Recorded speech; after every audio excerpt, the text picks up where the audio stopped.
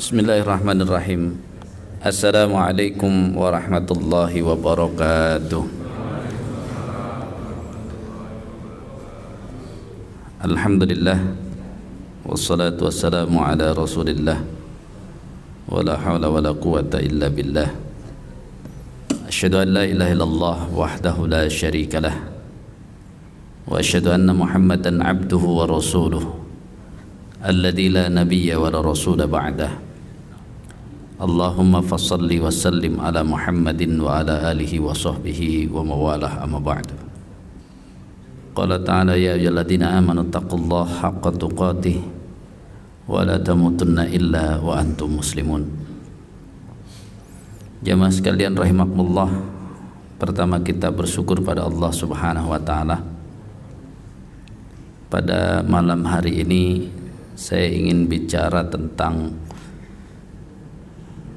masjid kita berkenaan dengan hijrah dan hubungannya dengan persaudaraan.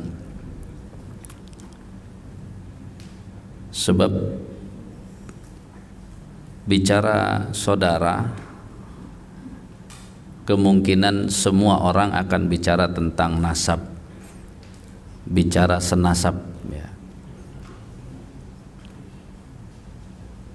Padahal ya,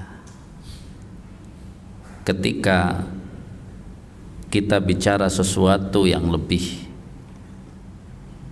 maka hubungan nasab itu juga bisa dilihat dari tiga hal yang ulama menyebut al-ghidha, nutrisi. Itu kan ada ghidhaul jism, nutrisi bagi tubuh, kemudian ghidhaul aql, yakni nutrisi bagi akal kita. Tapi yang paling ya dahsyat hubungan itu kalau bisa memenuhi ghidhaul qalb awir ruh ya, awin nafs ya. Dari hubungan tersebut bisa memberi nutrisi bagi hati kita, jiwa kita atau ruh kita.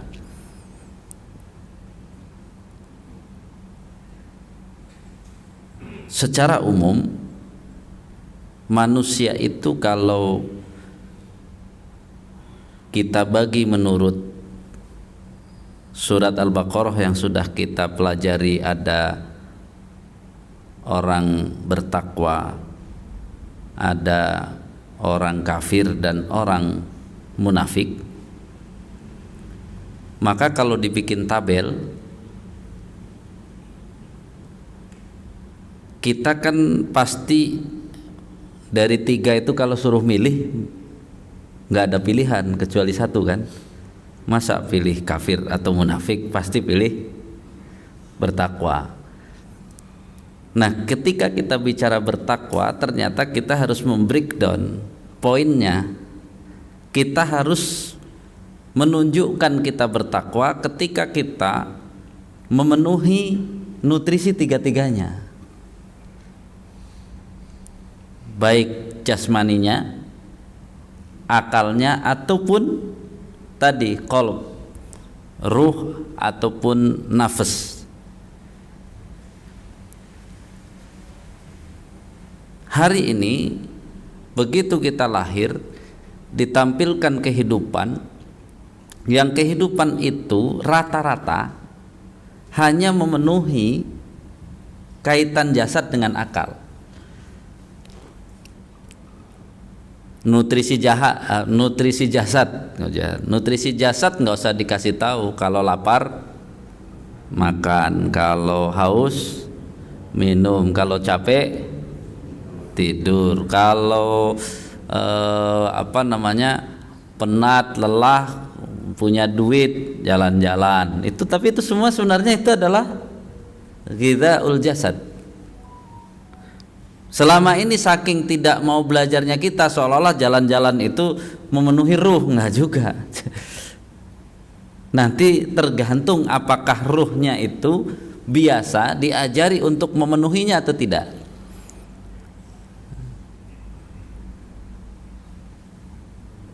Apa yang dilakukan oleh orang kafir dan orang munafik dalam memenuhi jasmani ataupun akalnya, maka begitu juga kita,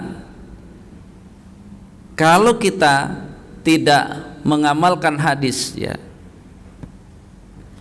mayyuridillah ayyahdiyahu, kalau itu ayat, ya, mayyuridillah ayyahdiyahu yashrah sadrahul Islam.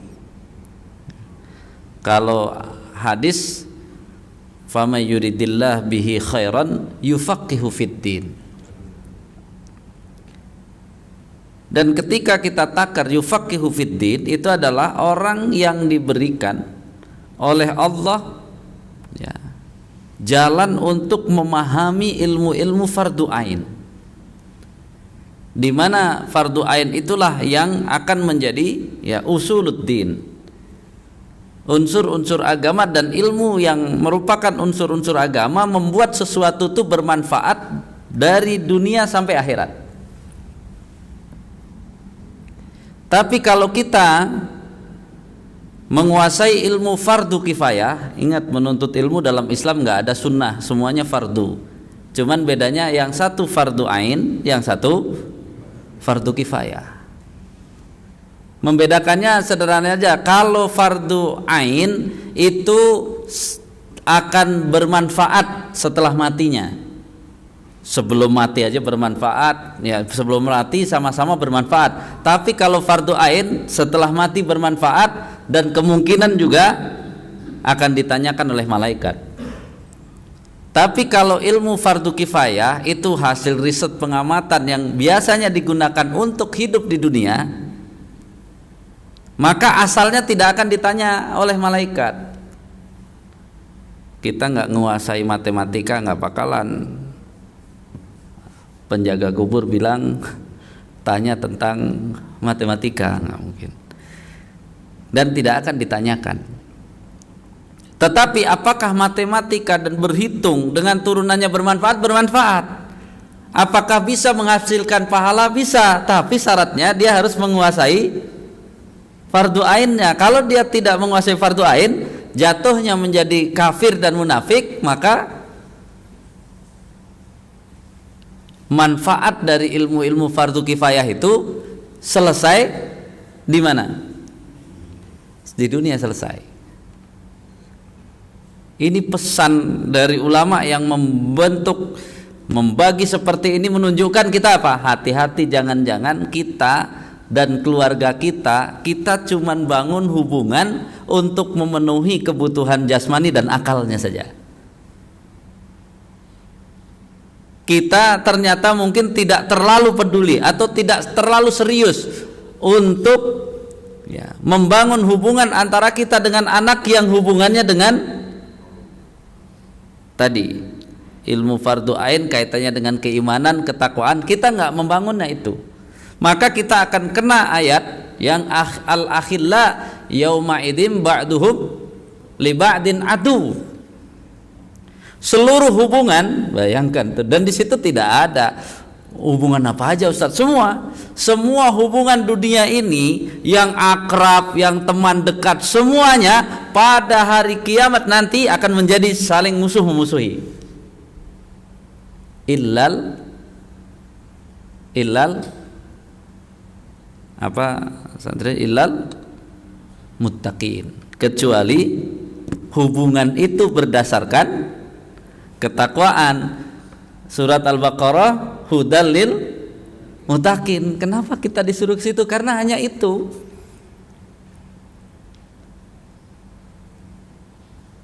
Bapak didik anak bapak hebat mencari kerja, mencari uangnya, hebat ilmu, ya, fardu kifayahnya. Bapak tidak pernah dampingi dia untuk mengenal Tuhannya, tidak pernah didampingi dia untuk bagaimana membangun hubungan keimanan, ketakwaan, maka jangankan nunggu mati, sebelum mati aja pasti masih sudah tidak terlalu banyak manfaatnya, apalagi bapak mati.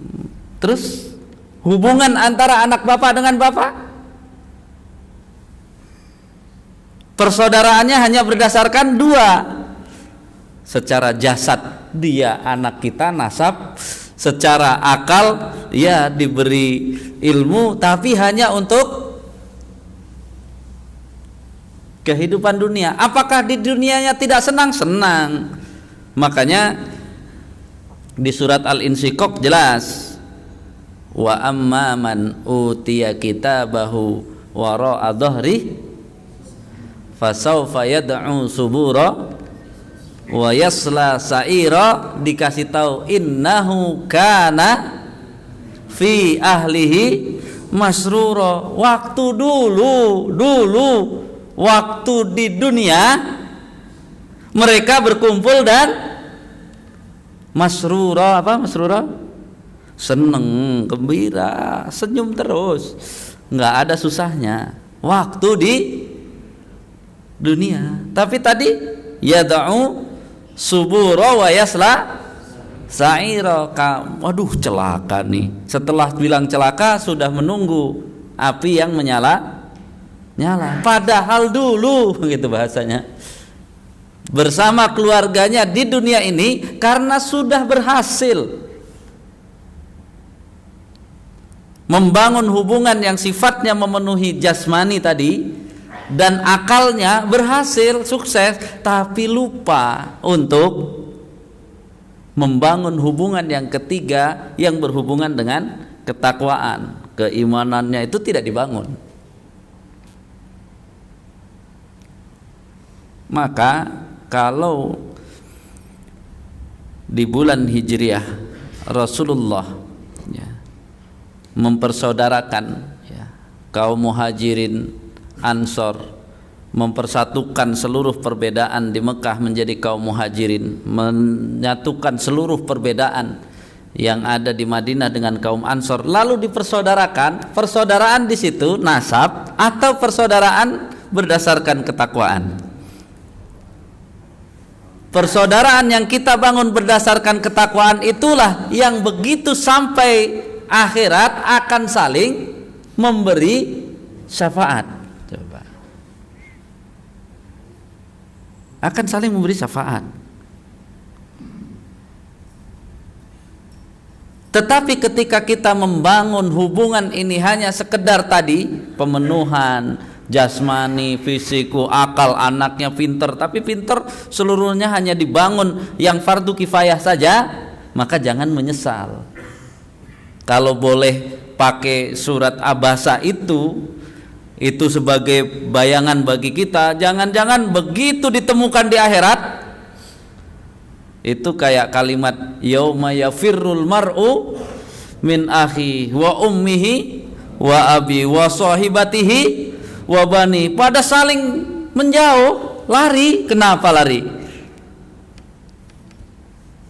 Kenapa lari? Itu sebenarnya bukan karena dahsyatnya akhiratnya, bukan. Kenapa? Karena kan kalimat kalimat yang disebutkan di dalam surat Al-Insyiqaq yang awal itu kan apa? Fa amman utiya kitabahu biyamini fasawfa yuhasabu hisaban yasira. Terus wa yanqalibu ila ahlihi masrura. Karena dia siap, hubungan utamanya ketakwaan itu selalu dibangun bersama keluarganya. Setelah dihisab bukannya kabur, Pak, langsung kembali berkumpul bersama keluarganya dengan bergembira, senang. Bisa kita bayangkan, Pak, yang satu di sini mungkin waktu di dunia jarang ngumpul, bisa jadi karena saking harus menempa diri untuk sama-sama menggapai tingkat keimanan dan ketakwaan, harus bersusah, jarang susah ketemu. Tapi begitu di akhirat setelah dihisab langsung apa? Wa yanqalibu ila ahlihi masrura. Ngumpul lagi bersama keluarganya dengan senang-senang. Bahasa Ustadz Ahmad mau bawa botram juga boleh, udah beres urusan. Udah beres urusan, yuhasabu hisabai yasiro, sudah tinggal beres. Berarti tinggal apa? Santai-santai bersama keluarganya. Indah, sangat indah. Makanya kita ini berjuangnya memang agak berat. Saya baru pulang kan, kumpul ya seluruh Indonesia kemarin, para ya dari Dewan Dakwah dan ADI, yang di pagi tadi itu langsung berbicara tentang kesesatan LDII. Langsung yang datang adalah yang sudah tobat, mantan menantunya imam yang kedua. Jadi mereka bilang LDII itu organisasi hanya kamuflase, isinya tetap Islam Jamaah sampai sekarang gitu. Ya suatu saat kan kita bisa bedah itu. Dari poin ini saya cuma ingin mengatakan kesesatannya yang dilakukan itu menggunakan Al-Quran. Kesesatannya yang digunakannya menggunakan hadis. Orang dulu ya pendirinya itu membuat perkumpulannya di sana Darul Hadis. Coba lihat ya surat Jaksa Agung ya tahun 1971 ketika melarang jamaah ya Islam jamaah. Darul Hadis kan gitu bahasanya, pakai Darul Hadis, Islam Jamaah pakai Darul Hadis. Jadi ditulis oleh Jaksa Agung, sudah ada. Tapi dari tahun 71 sampai sekarang lihai sekali berganti baju. Ternyata struktur ya, saya belum bisa buka semuanya, struktur dari cara ya menyesatkannya itu sampai ya sampai semua itu didoktrin kalau nanti di akhirat tidak lewat amirnya ini maka tidak bakalan bisa masuk surga, karena nanti yang akan menemui Rasulullah dan menyelamatkan dia ya amirnya itu. Gitu sampai ke situ. Nah, syaratnya untuk ya ada syarat nyambung kepada amir. Ada syarat nyambung. Ada nyambung apa? Harus belajar yang sesuai doktrin mereka. Bahasa beberapa yang sudah itu tuh sudah bodoh, dibodohin, kemudian diambil duitnya. Karena nanti syaratnya nyambung juga ada nyambung harta. Jadi kalau di samping belajar harus keluar hartanya. Saat puncak ya dulu entah berapa tahun, dari tahun 71 atau tahun berapa itu Pak, sebulan itu dari iurannya itu yang rata-rata bisa 10%, itu kira-kira sebulan bisa menghasilkan 200 M. Maka kenapa kalau waktu itu dari Bogor sudah datanya di ke apa MUI alot nggak bisa itu, karena apa? Duit bicara. Kalau duit itu udah mereka jurus-jurusnya, waduh, ada fatonah, bitonah, ya. Yaitu kalau dalam apa? Dalam Syiah itu kayak takiyah. Nanti ada sobat, obat, pokat katanya. Sobat itu gimana caranya apa? Cari teman ya, mau pejabat ini, terus obat itu mereka nyebut ada mengumpulkan uang merah. Uang merah itu seluruh bunga bank itu taruh di situ. Gunanya untuk tadi tuh. Aduh, ngeri kalau itu ya. Ngeri ya. Cuman doktrinnya itu dari awal pokoknya jurusnya dia akan menggunakan ayat kuntum khaira ummatin ukhrijat lin wal takum minkum ummatun ya. Bukan. Pertama kali wa'tasimu bihablillahi jami'a wa la tafarraqu. Tapi maksudnya berpegang teguh tuh masuk ke jamaah itu. Jadi waduh luar biasa. Dan muridnya nggak bisa ngaji ke yang lain, nggak sah katanya. Ilmu tuh harus mangkul dari itunya. Itu sebenarnya kata yang sudah tobat tuh dalam rangka biar dia tidak ya, mendapat pencerahan. Ya, nanti kalau nggak begitu apa bisa belajar. Sampai ini kenapa saya kasih problemnya dulu, kenapa kita kalau keimanan harus berjuang. Lihat coba, kita nggak bisa asal-asalan aja nih.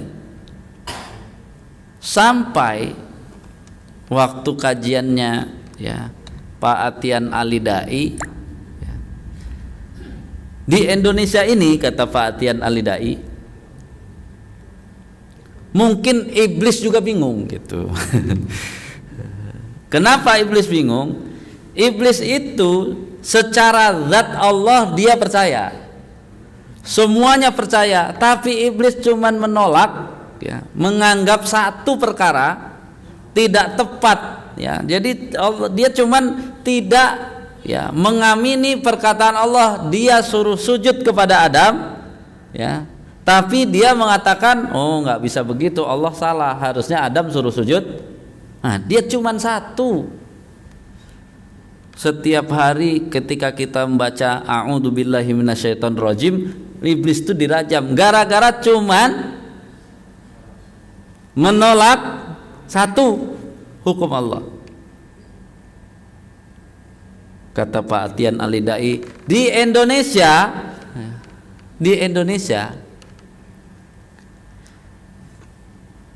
yang menyerang ayat ya, sampai dia mengusulkan agar ya, kalau yang ini tuh sampai apa, dia pokoknya beberapa ayat tuh dipertanyakan sampai dia ingin seayat Al-Quran tuh ada yang ini udah nggak berlaku, harus dibuang, sampai dia gitu ya untuk membuktikannya ingin menikahkan putrinya dengan Yahudi ya, lalu kemudian daftar ke Islamic Center Amerika, ditolak oleh Islamic Center Amerika. Dia nggak puas, dia terbang sendiri, dia nikahkan putrinya sendiri itu dengan Yahudi itu. Di Indonesia yang begitu bukan di a'udzubillahi minasyaitonirrajim, tapi disebut cendekiawan muslim. Jadi tingkat begitu, kata Pak Atian Alidai, kesalahan iblis saja langsung dilaknat. Di kita bukannya dilaknat, malah dilabeli cendekiawan. Ada lagi satu lagi yang beberapa ya menentang berapa kali itu dilabeli apa? Kiai. Bahkan Pak Atian Alidai itu punya rekamannya itu. Rekaman, saya nggak nyebut langsung, ini ada rekamannya itu. Pesantren yang dulu dianggap hebat ya, NII KW 9, itu dia berhasil mewawancarai asistennya yang ibaratnya sudah tobat. Selama dia bersama orang itu, maka 24 jam selama sekian tahun tidak pernah sholat kecuali ada tamu. Kerjaannya tiap malam mabok, tapi tetap dipanggil kiai juga kan gitu ya. Bahkan ditambah abu gitu ya. Kiai abu lagi kan apa, pimpinan pesantren besar kan gitu ya. Jadi ini menjadi PR kita. Makanya tadi bicara keimanan, kita harus punya peran kepada anak kita. Apakah ngobrol kita, apakah apa? Karena apa? Di kita tuh yang aneh-aneh juga akan dibilang apa? Sekarang dipanggil Gus ya. Wah, gara-gara dibongkar itunya dipanggil Gus, dipanggil kemana? Pas ditanya, diwawancarai, kamu kok Gus bisa seperti itu, belajar apa? Disebutin kitabnya, kitab Samsul Ma'arif, kemudian apa? Yang itu ulama mengatakan tuh tiga-tiganya kitab sihir semuanya yang disebut. Jadi apakah umat Islam paham? Tidak. Makanya pesan Kiai Haji Atian Ali, saya kata Kiai Atian Ali, data Syiah di saya ada, data tadi ada, udah biasa diancam dan sebagainya, udah biasa. Cuman kaum muslimin di Indonesia itu inginnya nih, katanya, kata Pak Atian Alidai, Kalau ngundang penceramah itu inginnya semua pengen, oh ini nih ustadz nih bikin adem, sampai Ustadz Atian Ali Dai yang bermaksiat pun adem dengar ustadz itu. Yang bermaksiat adem-adem aja gitu. Wah ini keren nih ustadz nih ngomongnya adem itu dan sebagainya. Jadi kita sudah jadi budayanya bukan berpegang kepada Al-Quran, bahwa Al-Quran itu ada Al-Furqan, membedakan mana yang sesat, mana yang tidak sesat, mana yang baik dan tidak baik.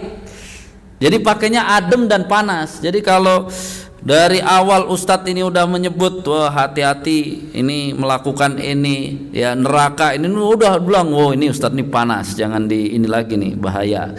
Ya, padahal yang kepanasan yang bermaksiat. Sebenarnya biasa aja kalau yang kepanasan bermaksiat. Ya. Artinya hubungan kita dengan Al-Quran itu kebanyakan diambil hanya hudalin nasnya saja sering gitu. Atau hudalil mutakin, lupa bahwa Al-Quran itu adalah Al-Furqan. Hanya dua, Islam atau kafir. Agak Islam ada nggak? Nah kita kan kacau, agak Islam gitu ya, agak kafir gitu ya. Kayaknya ini dikit, nggak ada sebenarnya. Ya, nggak ada. Kalau kita kembali ya sudah. Tadi iblis saja segitu, ya udahlah kurang dikit. Nggak ada kurang dikit, nggak ada. Kalau dia sudah menolak sesuatu yang sudah jelas dalam Al-Quran, bukan perbedaan penafsiran ya, bukan perbedaan pemahaman ahli ilmu dan sebagainya, bukan, tapi udah jelas sesuatu yang benar terus ditolak, sebenarnya dia sudah menyamai iblis. Jadi untuk menyamai iblis cukup menolak satu,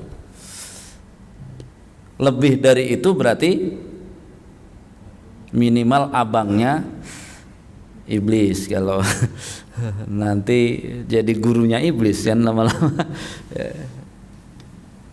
Maka hati-hati kalau sudah berbicara tentang Al-Quran itu hati-hati. Kalau memang kita baru tahu artinya, ngomong baru tahu artinya. Jangan ini maksud ayat, terus baru tahu artinya maksud ayat. Kan ini ayatnya bunyinya begini, maksudnya begini. Maksud kamu atau maksud yang pernah kamu baca dari keterangan para ahli tafsir. Yang membuat kacaunya Al-Quran tuh kan seperti itu. Dia baca terjemahnya, dia yang menyimpulkannya, terus dia yang ngotot bersama orang. Begitu dikasih data nih para tafsir begini ya, tapi kan ayatnya bunyinya begini. Waduh, repot kalau begitu mah. Dia pikir Al-Quran itu ukurannya dia gitu. Padahal Al-Quran ukurannya Rasulullah Sallallahu Alaihi Wasallam, dan ilmunya ya kita lihat berapa pandangan ulama yang ya bisa menyampaikan itu. Jamaah sekalian rahimakumullah, maka ya, walaupun ya terakhir itu disebutkan kan kemarin ditakut-takuti karena katanya LD itu kan banyak sekian juta, enggak katanya. Terakhir data katanya yang masuk setoran itu cuman jumlahnya kurang lebih 500.000. Oh, enggak ada juta-juta, itu kan biar bergaining kepada itu. Ya. Karena apa? Banyak yang sudah ditarik oleh yang diajar. Jadi mereka hebat juga, yang mantan-mantan itu dia nggak mau konfrontasi frontal karena dia tahu yang di bawah-bawah itu orang bodoh harus diajar, bukan dia dihajar katanya. Diajar karena apa? Mereka nggak paham, mereka dibohongin, mereka dibodohi, harus diajarkan. Jadi dia kan sudah, yang tadi pagi datang tuh dainya, dari kecil dia sudah jadi dainya, hafal, suruh mendoktrin tuh dari ayat ini hadisnya ini sudah hafal dari kecil kata dia. Jadi dia ceritakan setelah itu ternyata waktu itu ada kesusahan pas bahas hadis ya, Ibnu Majah nggak ada yang megang sanad, mereka pakai bahasa sanad tuh tadi. Kalau sanad tanpa ada pemahaman yang utuh berbahaya sekali. Ya sanad jangan asal sanad aja. Makanya Kalau dalam Quran itu kalau mau bergaul nih para santri bergaul dengan ya Syekh Al-Farabi itu selalu bilang riwayah, diroyah dan riwayahnya. Jangan cuman hafal matanya, tapi pas ditanya diroyahnya suruh jelasinnya ya hafalnya gitu. Pas ditanya talakinya begini, kata guru saya begitu, itu diroyahnya dari yang dihafal mana? Harus bisa menjelaskannya. Nah, ternyata akhirnya diberangkatkanlah dia ke Mekah. Tapi udah diwanti-wanti, hati-hati jangan cari di Masjidil Haram. Jadi lucu juga. Nah, kenapa cari sanad? Kata dia sudah sampai ke gunung-gunung nggak dapat sanad, sampai mau pulang dia akhirnya nekat aja ke Masjidil Haram, dapatlah dia sanad ya Ibnu Majah, itu hadis Ibnu Majah dari Syekh di Masjidil Haram. Ya Allah ngasih petunjuk begitu, pulang dia kan gitu ya, bawa sanad itu. Nah, setelah bawa sanad itu maka akhirnya apa? Ternyata dapat hadiah, dinikahkan dengan putri imamnya, waktu itu imam yang kedua. Sekarang ini adiknya imam yang ketiga, yang Abdul Aziz itu, Sultan Aulia namanya. Jadi kalau organisasi itu kamuflase, nggak ada bapaknya. Semua setoran itu ke sana, semua ini. Nah ini cuman ya buat tameng saja. Makanya paradigma baru bersumpah itu, aduh. Bitonah katanya, bersumpah berani dia, bersumpah di hadapan majelis ulama berani, tapi isinya tetap aja dari dulu nggak pernah berubah. Kembali pada poin tadi, akhirnya dia balik lagi, padahal dia pas ditanya kok bisa gitu, orang dari awal tadi kan udah diwanti-wanti katanya di Masjidil Haram nggak ada ilmu, sanad tuh dapatnya di Masjidil Haram. Dia udah gitulah, kalau Allah ngasih petunjuk, kecerdasannya tumbuh. Akhirnya dia 6 tahun atau 7 tahun di sana sampai LC. Nah, terus pulang. Setelah pulang itu dia tidak menyatakan sudah sudah benar-benar dapat ilmu sekarang. Diajarkanlah itu selama berapa tahun, ingin membenahi dari dalam. Jadi setelah sekian tahun ketahuan, terus diusir. Difitnahnya katanya pengen jadi imam gitu. Pengen ambisi jadi imam, jadi disingkirkan, padahal dia ya santai-santai aja. Akhirnya ya dia bahas seluruh yang dia sudah hafal doktrinnya, ininya, pemahamannya seberapa. Kembali kepada kita, itulah jangan-jangan kita lemah. Untung saja kita tidak didoktrin atau didekati yang ingin menyesatkan kita gitu. Karena itu maka bicara tentang persaudaraan yang terkuat, kan persaudaraan berdasarkan keimanan tadi, dari nasab sampai semuanya. Masjid ini Nabi bangun dengan persaudaraan berdasarkan ketakwaan. Maka masjid ini lucu, kalau suatu saat ada masjid buat rebutan golongan, kok aneh. Masjid itu harusnya berkumpulnya semua golongan, seperti Nabi mengumpulkan semuanya. Setelah dikumpulkan, dipersaudarakan. Kamu tuh saudara sama dia, walaupun kamu sholatnya pakai bismillah, kamu langsung alhamdulillah jaharnya, tapi kamu saudara gitu. Walaupun kamu selalu kunut, kamu saudara. Itu yang dimaksud masjid itu.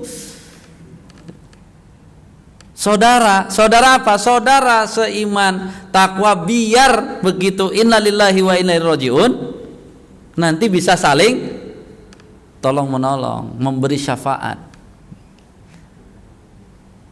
Tidak puas ya, Nabi membuat masjid tempat bersaudara, maka Nabi membuat apa setelah masjid? Pasar.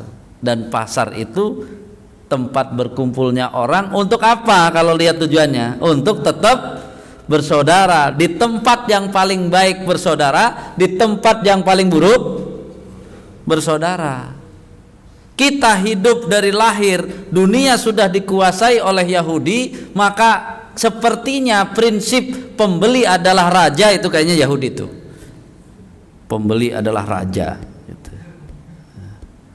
Yang benar harusnya pembeli, kalau tadi pakai konsep Nabi, pembeli adalah saudara, penjual saudara juga.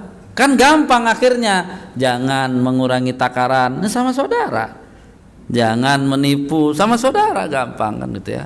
Jangan mengurangi timbangan, gampang sama saudara. Kurang 200 rupiah sama saudara gitu ya, nggak ada kembalian sama saudara. Ini gaya pembeli adalah raja. Raja kalau gitu harganya tadinya 5.000, kalau raja yang mau beli berapa? Waduh, 50.000 lah raja. Sultan sekarang bahasanya, sultan yang beli, harga 5.000 jadi 50.000 wajar, sultan yang beli. Pembeli adalah raja, penjual nggak mau kalah ya Pak Haji Nawawi ya. Penjual cerdas, kami tipu raja. Raja kan bisa ditipu. Kalau saudara, masa nipu saudara, kurang itu mah penjahat kelas itu. Kalau raja, boleh kan raja mah ditipu kan gitu. Kan kenapa rajanya ditipu? Rajanya sewenang-wenang. Jadi apa? Ditipu. Jadi sekarang itu karena pembeli raja, pembeli raja, jadi penjual tuh ada yang penipu raja, ada yang mengurangi takaran raja, ada yang mengurangi timbangan. Wajar nggak Pak Toto mengurangi timbangan raja mah? Wajar nggak? Wajar lah, orang raja dia rakyatnya, dia udah punya banyak, kurangin aja dikit lah ya. Makanya kita sedikit banyak mulai, Islam nggak bicara raja atau itu, Islam bicara saudara. Maka sebenarnya baik di masjid ataupun di pasar membangun persaudaraan. Azan dulu ya.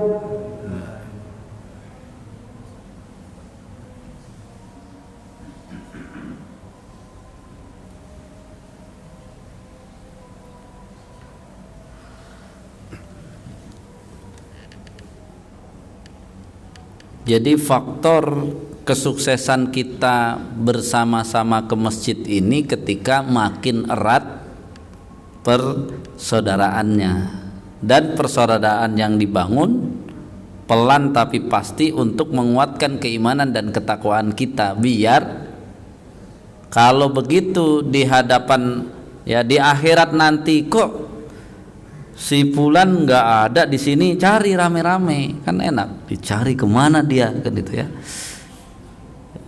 Jadi ini gambarannya. Bahkan beberapa penulis sejarah kan menyebut bagaimana musuh dulu waktu kejayaan Islam ingin menyerang kekuasaan Islam, kira-kira datangnya ke masjid atau ke pasar? Pernah baca nggak analis sejarah? Jadi musuh Islam itu akan menyerang Islam, tapi dia surveinya kira-kira ke masjid atau ke pasar? Ke pasar. Begitu survei ke pasar, misalnya beli karpet gitu ya, nggak ada, dia sengaja cari di toko itu nggak ada, terus dia bilang di saya nggak ada, silahkan pilih, di sini ada, di sebelah sini ada, depan ada gitu. Nah itu musuh nggak berani apa? Nggak berani nyerang, karena apa? Rasa persaudaraannya kuat. Kalau rasa persaudaraannya kuat, jihadnya kuat, saling tolong menolongnya kuat. Nanti kalau ditunggu sampai apa? Begitu mau beli, sini beli apa kan gitu. Jangan bilang-bilang ke yang lain, ada di saya ada, padahal nggak ada, dia cari gitu kan. Itu model jual beli di mana tuh Pak Wawan? Ada kan gitu kan. Nah, memang di kita tuh ikatannya gampang dijajah. Kalau apa? Cara belinya apa? Penjualnya begitu di pasar, gampang dijajah.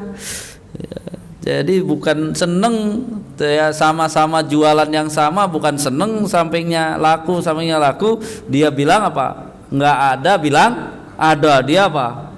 Wah, cari dulu sampai dapat kan gitu. Setelah dapat baru tadi harga itu. Jadi kayak gitu. Makanya ya persaudaraan ini kita harus mulai lihat sekian lama kita sholat berjamaah, apakah meningkat atau nanti hanya gara-gara pemahaman beda dikit kemudian wah nggak jadi lagi ke masjid. Itu berarti belum paham maksud dari masjid itu. Kemudian kita berkumpul sebenarnya untuk membangun persaudaraan, dan itulah inti nilai hijrah bagi masjid. Itu adalah Nabi membuat masjid untuk tempat mempersaudarakan. Kenapa? Pasar untuk tempat mempersaudarakan. Untuk apa? Karena ayatnya di surat Al-Baqarah ayat 218 itu innalladzina amanu walladzina hajaru wajahadu. Kalau sudah kuat persaudaraannya berarti siap jihad, siap berjuang, apapun perjuangannya. Sekarang kalau tiba-tiba ayo kita berjihad, persaudaraannya nggak ada, kira-kira gimana? Begitu ketangkep satu yang lain, udah jangan gitu. Nah, itu kita makanya memaknai hijrah itu jangan sekedar pindah. Artinya hijrah itu berpindah dari, kalau sekarang misalnya dari amal buruk kepada amal baik dan nggak pernah kembali lagi ke amal buruk, itu baru nilai maknanya hijrah. Gimana kalau dia bilang hijrah dari baik, dari buruk ke baik, lalu balik lagi buruk lagi, itu bukan hijrah. Gitu aja. Bahasa gampangnya di Indonesia itu transmigrasi. Kalau transmigrasi gagal kan apa? Balik lagi. Itu transmigrasi bukan hijrah. Kalau hijrah, Nabi pernah nggak balik lagi? Berkunjung iya, tapi nggak pernah balik. Itulah hijrah. Tapi makin taat, makin bagus keimanannya, ketakwaannya, itulah hijrah. Jadi mudah-mudahan di tahun 1444 Hijriyah Masjid Al-Falah benar-benar punya nilai semangat hijrah ya, sehingga kalau sudah semangat hijrah kemudian bersaudara di masjid, wah di sana ada tijarah center, bersaudara di pasar kan gitu ya, maka mudah-mudahan ya kesulitan apapun bisa bersama-sama berjihad. Bahasanya jihad, nah, itu bahasanya jihad. Kenapa? Mempertahankan yang baik itu jihad. Dan ternyata kuncinya adalah kuat atau tidak persaudaraannya. Jadi kenapa si ini tadinya nggak pakai kerudung terus pakai kerudung untuk menikah, begitu ada masalah nggak ada saudaranya, maka akhirnya bisa apa? Jadi kekuatan jihad itu ditopang oleh saudara. Saudara, makanya harus banyakkan. Makanya surat Fusilat itu bukan sendirian, tapi innalladzina qalu rabbunallah. Banyakan harus Pak yang mengatakan Tuhan kami adalah Allah. Jangan sendirian, Tuhanku adalah Allah. Sumastaqomu, kemudian aku istiqomah. Kalau istiqomah sendirian, begitu jihad nggak ada kawannya, habis. Jadi berjamaah. Wallahu a'lam bishawab. Gimana Pak Juli? Jadi mudah-mudahan ya Al-Quran kita pahami pelan-pelan dengan sungguh-sungguh, jangan sampai salah paham. Hadis juga demikian, pelajari dengan sungguh-sungguh, jangan salah paham. Mari hubungan keluarga kita jangan cuma sekedar tadi jasmani dan akal saja, tapi naik menjadi hubungan dengan tadi ya ruhani kita, hati kita, keimanan kita, apa termasuk bersama-sama di sini hubungannya jangan sekedar jasad bareng-bareng ke masjid, sekedar akal sama-sama tahu ilmu, tapi hubungan keimanan benar-benar kita menjadi saudara yang bisa akan saling tolong menolong, bukan hanya di dunia tapi sampai akhirat, saling memberi syafaat ya. Mudah-mudahan bermanfaat dan mudah-mudahan kita bisa saling tolong menolong bukan hanya di dunia tapi di akhirat nanti, sehingga kita menjadi penguat umat Rasulullah sallallahu alaihi wasallam dan akhirnya kita bisa berkumpul bersama Rasulullah sallallahu alaihi wasallam. Jadi Pak Joni pembeli adalah raja lagi ya, saudara. Pembeli adalah penjual saudara juga. Jadi sesama saudara, jangan itu. Jadi kalau masih pembeli adalah raja, balik deui berarti udah. Jadi nggak boleh. Raja ya berarti dimahalin aja kalau bilang pembeli raja. Raja yang beli kan itu ya. Itu ya udah bertahun-tahun gitu, cara menghilangkannya susah juga. Pembeli adalah raja langsung, padahal kita rubah, pembeli adalah saudara, penjual juga saudara, kita bersaudara. Subhanakallahumma bihamdik asyhadu an la ilaha illa anta astaghfiruka wa atubu ilaik. Assalamualaikum warahmatullahi wabarakatuh.